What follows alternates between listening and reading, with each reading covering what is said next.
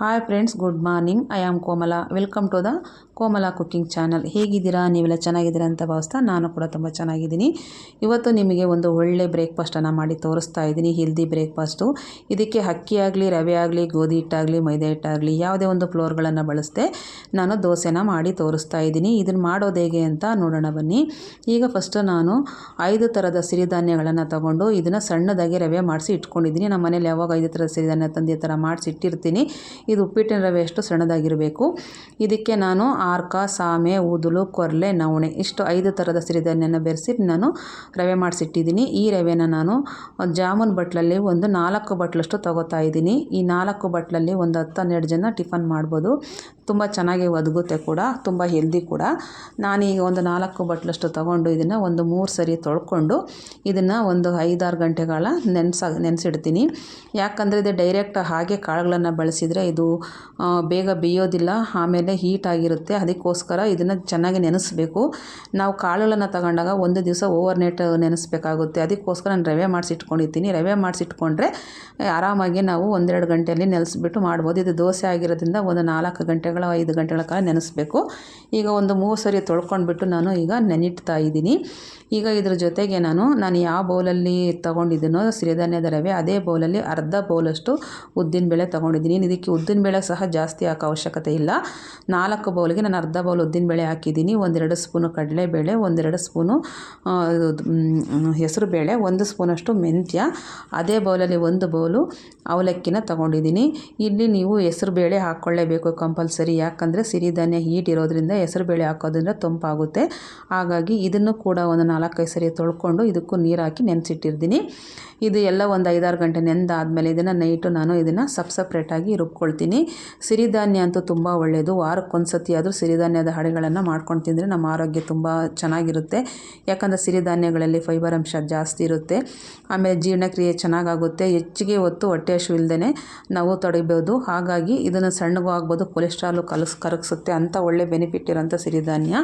ಹಾಗಾಗಿ ನಾವು ಡೈಲಿ ಅಕ್ಕಿ, ಗೋಧಿ ಇದನ್ನೆಲ್ಲ ತಿನ್ನೋದ್ರ ಜೊತೆಗೆ ಸಿರಿಧಾನ್ಯನೂ ಸಹ ಸೇರಿಸ್ಕೊಂಡ್ರೆ ತುಂಬ ಆರೋಗ್ಯಕ್ಕೆ ಒಳ್ಳೆಯದು. ಹಾಗೆ ನಾನು ಸಹ ಅಷ್ಟೇ ಮನೆಯಲ್ಲಿ ಸಿರಿಧಾನ್ಯಗಳದ ಅಡುಗೆಗಳು ವಾರದಲ್ಲಿ 1 ಸತಿ 2 ಸತಿ ಮಾಡ್ತಾ ಇರ್ತೀನಿ. ಇವತ್ತು ನಿಮಗೆ ದೋಸೆ ಮಾಡೋ ರೆಸಿಪಿನ ತೋರಿಸ್ಕೊಡೋಣ ಅಂತ ನಿಮ್ಮ ಮುಂದೆ ತಂದಿದ್ದೀನಿ. ಈಗ ನಾನು ನೆನೆಸಿಟ್ಟಿರೋಂಥ ಉದ್ದಿನಬೇಳೆ, ಕಡಲೆಬೇಳೆ, ಹೆಸರುಬೇಳೆ, ಮೆಂತ್ಯ, ಅವಲಕ್ಕಿನ ಸ್ವಲ್ಪ ನೀರನ್ನು ಹಾಕಿ ರುಬ್ಕೋತಾ ಇದ್ದೀನಿ. ನುಣ್ಣಗೆ ರುಬ್ಕೊಬೇಕು. ಇದನ್ನು ರುಬ್ಬಿಬಿಟ್ಟು ಒಂದು ಪಾತ್ರೆಗೆ ತೆಗಿತಾ ಇದ್ದೀನಿ. 2 ಸತಿ ಹಾಕಿ ರುಬ್ಕೊಂಡಿದ್ದೀನಿ. ಇದೆಲ್ಲ ರುಬ್ಬಿದ ನಂತರ ಈಗ ನಾನು ರವೆನಲ್ಲಿರೋಂಥ ನೀರನ್ನು ತೆಗೆದುಬಿಟ್ಟು ಇವಾಗ ರವೆನೂ ಸಹ ಹಾಕಿ ಇದನ್ನು ರುಬ್ಕೋತಾ ಇದ್ದೀನಿ. ಇದು ದೋಸೆ ಮಾಡೋದ್ರಿಂದ ಸ್ವಲ್ಪ ನುಣ್ಣಗೆ ರುಬ್ಬೇಕಲ್ವ, ಹಾಗಾಗಿ ಇವಾಗ ನಾನು ಇದಕ್ಕಷ್ಟು ಜಾಸ್ತಿ ನೀರನ್ನು ಸೇರ್ಸೋಕೆ ಹೋಗ್ಬೇಡಿ, ಸ್ವಲ್ಪ ನೀರು ಹಾಕ್ಬಿಟ್ರೆ ಸಾಕು, ರುಬ್ಬುತ್ತೆ. ನೀರನ್ನು ಹಾಕ್ಕೊಂಡು ಈ ಥರ ರುಬ್ಬಿಟ್ಕೊಂಡಿದ್ದೀನಿ. ರುಬ್ಬಿಟ್ಕೊಂಡು ನಾವು ಅದೇ ಪಾತ್ರೆಗೆ ಹಿಟ್ಟನ್ನು ಸೇರಿಸ್ಕೊಂಡು ಎಲ್ಲ ಒಂದು ಸತಿ ಚೆನ್ನಾಗಿ ಮಿಕ್ಸ್ ಮಾಡ್ಕೊಂಡಿದ್ದೀನಿ. ಮಿಕ್ಸ್ ಮಾಡಿಕೊಂಡು ಇದನ್ನು ಓವರ್ ನೈಟು ಹಾಗೆ ನೆನೆಯೋದಕ್ಕೆ ಬಿಟ್ಬಿಡಬೇಕು. ಇದಕ್ಕೆ ನೈಟೇ ಉಪ್ಪನ್ನು ಸೇರ್ಸೋಕೆ ಹೋಗ್ಬೇಡಿ. ಯಾಕಂದರೆ ನೈಟ್ ಉಪ್ಪು ಸೇರಿಸೋದ್ರಿಂದ ಹುಳಿ ಜಾಸ್ತಿ ಬರುತ್ತೆ.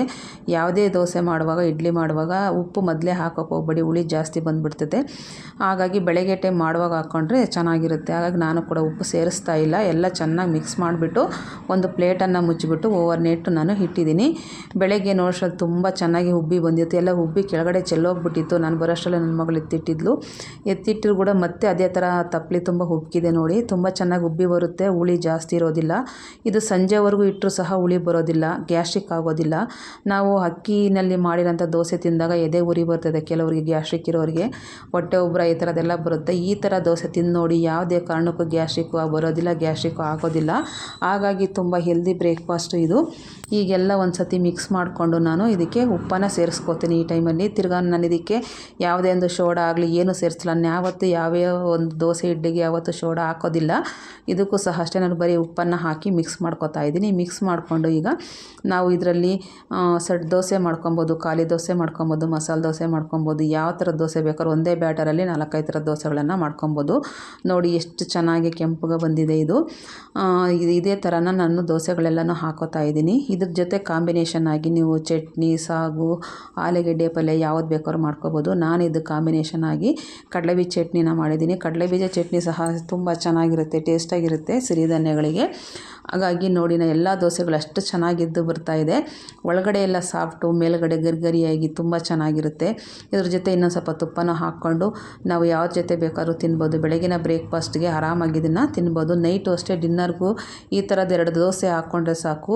2 ದೋಸೆ ತಿನ್ನೋದ್ರಲ್ಲೇ ಹೊಟ್ಟೆ ತುಂಬ ಹೋಗ್ಬಿಡುತ್ತೆ. ಅದಕ್ಕೋಸ್ಕರ ಡಯಟ್ ಮಾಡೋರು ಸಿರಿಧಾನ್ಯಗಳನ್ನು ಉಪಯೋಗಿಸೋದ್ರಿಂದ ಹೆಚ್ಚಿಗೆ ಇದನ್ನು ತಿನ್ನೋಕ್ಕಾಗಲ್ಲ. ತಿಂದಿದ್ದು ಬೇಗ ಜೀರ್ಣ ಅಂದರೆ ಜಾಸ್ತಿ ಹೊಟ್ಟೆ ತುಂಬಿದಂಥ ಅನುಭವ ಕೊಡುತ್ತೆ. ಚೆನ್ನಾಗಿ ಜೀರ್ಣ ಆಗುತ್ತೆ, ಹೊಟ್ಟೆ ತುಂಬಿದಂಥ ಅನುಭವ ಕೊಡುತ್ತೆ. ಹಾಗಾಗಿ ನಾವು ಹೆಚ್ಚಿಗೆ ತಿನ್ನೋಕ್ಕೂ ಆಗೋದಿಲ್ಲ. ಅದಕ್ಕೆ ಡಯಟ್ ಮಾಡೋರು ಸಹ ಇದನ್ನು ಆರಾಮಾಗಿ ತಿನ್ಬೋದು. ಇಂಥ ಒಳ್ಳೆ ಬ್ರೇಕ್ಫಾಸ್ಟನ್ನು ನಿಮಗೆ ಮಾಡಿ ತೋರಿಸಿದ್ದೀನಿ. ನಿಮಗೇನಾದರೂ ಇಷ್ಟ ಆದರೆ ಖಂಡಿತ ನೀವು ಕೂಡ ಈ ಥರ ಮನೆಯಲ್ಲೇ ಮಾಡ್ಕೊಳ್ಳಿ, ಈ ಥರ ಒಂದು ಬ್ರೇಕ್ಫಾಸ್ಟನ್ನು. ಹಾಗೆ ನನ್ನ ಚಾನಲ್ಗೆ ಯಾರೆಲ್ಲ ಸಬ್ಸ್ಕ್ರೈಬ್ ಆಗದೆ ನೋಡ್ತಾ ಇದ್ದೀರೋ ನನ್ನ ಚಾನಲ್ಗೆಲ್ಲ ಸಬ್ಸ್ಕ್ರೈಬ್ ಆಗಿ ಲೈಕ್ ಮಾಡಿ, ಶೇರ್ ಮಾಡಿ, ಸಪೋರ್ಟ್ ಮಾಡಿ ಅಂತ ಹೇಳ್ತಾ, ನಿಮಗೇನಾದರೂ ನಾನು ಮಾಡಿರೋಂಥ ವಿಡಿಯೋಗಳು ಇಷ್ಟ ಆದರೆ ನಿಮ್ಮ ಫ್ರೆಂಡ್ಸ್ ಆ್ಯಂಡ್ ರಿಲೇಟಿವ್ಸ್ಗೂ ಸಹ ವಿಡಿಯೋಗಳನ್ನು ಶೇರ್ ಮಾಡಿ. ಹಾಗೆ ನನ್ನ ಚಾನಲನ್ನು ಫಾಲೋ ಮಾಡಿ.